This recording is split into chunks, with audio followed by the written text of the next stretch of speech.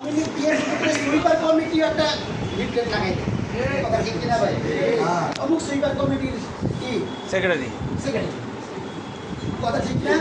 আপনি ইসলামী আন্দোলনের একজন সেক্রেটারি বা ইসলামী আন্দোলনের একজন দায়িত্বশীল, ইসলামী আন্দোলনের একজন সদস্য, আপনি কেন মুখ ফুলাই বলতে পারবেন না? ঠিক কিনা ভাই?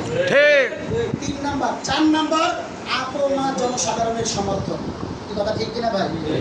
আপনি যদি আপমা জনসাধারণের সমর্থন না পান, আপনি কখনোই ক্ষমতায় যেতে পারবেন না। এজন্য আমাদের দরকার আছে না নাই? এই আপমা জনসাধারণের সমর্থন নেই, আমাদের মাধ্যমে কানেক্ট করতে হবে। এজন্য পারবো না ইনশাআল্লাহ। আজ থেকে ঘরে ঘরে আমাদের ভিতরে মানে কি একটা অবস্থা, ও ভাই এখানে তো ওই জামাতের প্রার্থী দিবে, ওই দল হইল মুখ দিবে। আরে ভাই, আপনি এই চিন্তা করেন কেন? আপনার হাত পাখার দাওয়াত আপনি প্রচারণা করেন।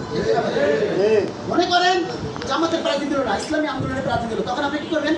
একদিনে কাজ করা সম্ভব? তখন পেরেশানিতে পড়বো কি পারবো না?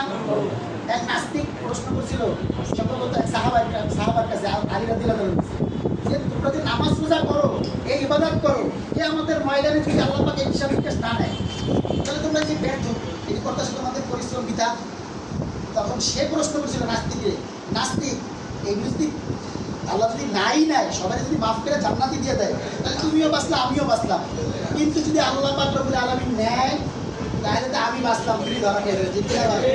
আমাদের কথা হলো আমরা প্রতিকে তাকাবো না, আমরা আমাদের হাত পাখার প্রতীকের দাওয়াত আজ থেকে প্রত্যেক দিন কমপক্ষে 20 জন মানুষের কাছে পৌঁছাবে ইনশাআল্লাহ। ইনশাআল্লাহ।